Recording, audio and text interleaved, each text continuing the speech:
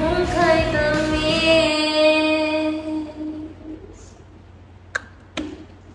Ayan! Tapos na yung song number ko. Ano nang next song natin? Ay, alam ko na. Since we're 1 month away na from June, that means Independence Day is coming up na, right? Yeah. Yeah, I'm feeling kind of naturalistic. We should sing Bayan Ko, actually. Bakit?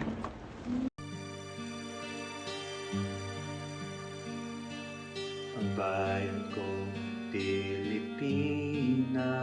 Ay, wait. Alam niyo ba guys? Yung bayan ko, naban raw yan yung martial law ni Marcos Sr. Kasi malaki na itulong nun para magsama-sama sila pabagsakin siya. Hindi raw pwedeng kantahin yan kasi kapag kakantahin mo yan, tatak rebelde raw, ipapakulong ka. Oo nga, Rosa. Kinakanta rin kasi yan ng mga nagpro-protesta. Pero yung themes ng kanta, themes, kahit nung panahon pa ng kolonisasyon ng mga Kastila, kahit nung panahon na yon ay talagang relevant na kasi hanggang ngayon, legs pa rin tayo malaya.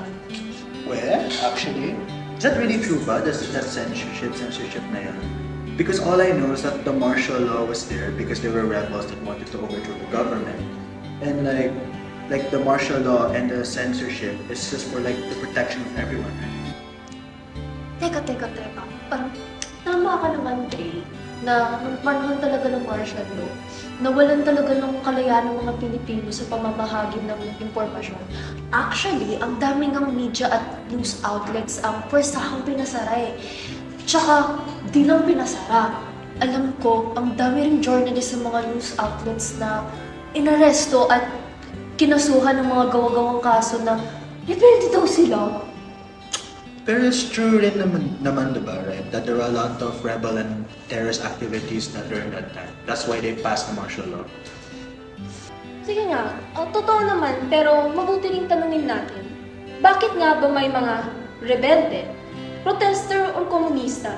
Dapat din natin isipin na nag-exist yung mga yan dahil may kamalian sa gobyerno nung panahon ng mga yun.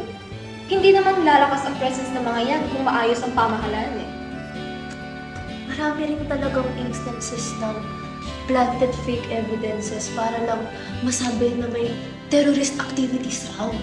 Marami actually yung ebidensya na fake terrorist activities para matakot yung mga tao, yung mga Pilipino, at para ma-justify yung martial law. Nga no, my point.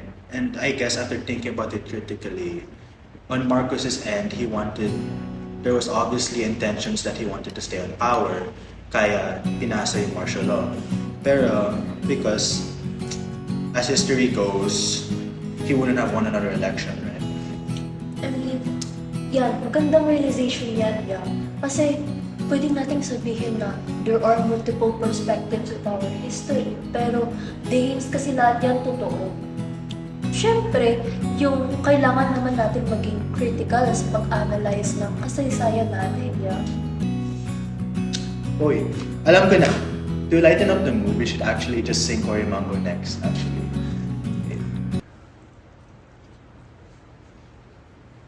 Yan! Okay. Maginhawa ng buhay ng panahon ni Cory, no? So, because there was no more martial law. O baka feeling mo, si Cory yung naligtas ng Pilipinas after martial law. Hindi ba? Kasi sabi niyo lang Marcos bad, Eddie Cory good. Nagkakamali ka dyan. Bagamat totoo na binigyan tayo ni Cory ng kalayaan, kalayaan ng mga Pilipino at pag-asa, tumuloy pa rin yung napakaraming problema ng ating bansa at hindi naman talaga nasa-solusyonan yung mga ito para mapagginhawa ang life ng mga Pilipino.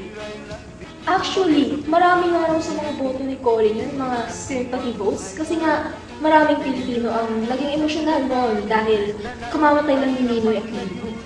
Pero at least the terrorism and the rights violations stopped. Thanks talaga sa nung panahon nga ni Cory, yung Benjola Massacres, ang daming mga protesters at saka magsasaka ang namatay kahit nagpo-protesta lamang sila. Eh paano ba naman kasi? Nag-promise siya ng true agrarian reform na hindi naman talaga effective at saka hindi talaga nakakatulong sa mga magsasaka. Controversial din syempre na kuwang ko siya. mga Panginoong may lupa rin ang pamilya niya na may kasaysayan ng corruption at pagpapahirap sa mga nagsasaka. Why not? And of course, since the Marco regime has just ended, her administration and government was also very divided, right? And her government wasn't really perfect at all. So I'm sure it left a lot of Filipinos disappointed and angered by the government that was failing. Ay, kawawa talaga mga Pilipino. Isipin mo yun sa 8 taon under Marcos martial law. Tapos, 5 taon pa under Marcos. Tapos kahit magkaroon ng EDSA, naghihirap pa rin ang taong bayan. It's really sad to think about, but if there's still something that we can be proud of as being people of those times, it's EDSA, right?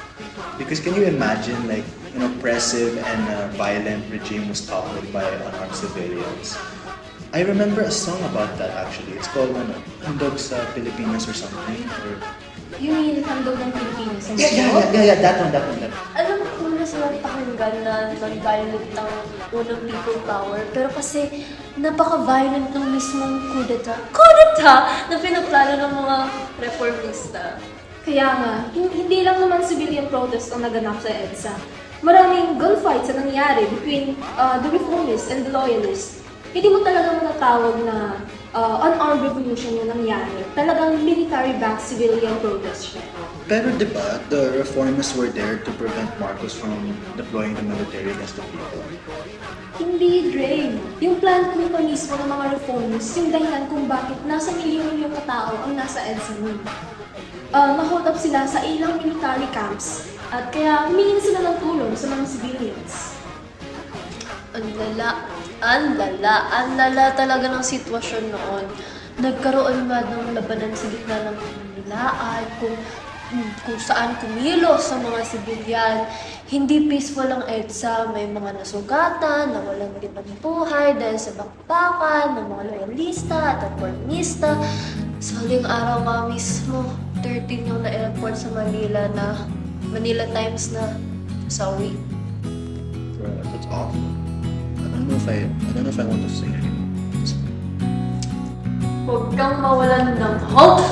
Isipin na lang natin na kahit hindi bloodless yung EDSA, kung hindi lumaban yung mga ordinaryo ng Pilipino noon, hindi siguro tayo makakapangkot sa pagkakuhan.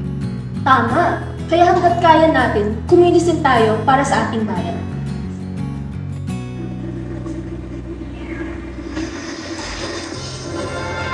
Oh, look at our score, bro! We sung so well! We sung so well!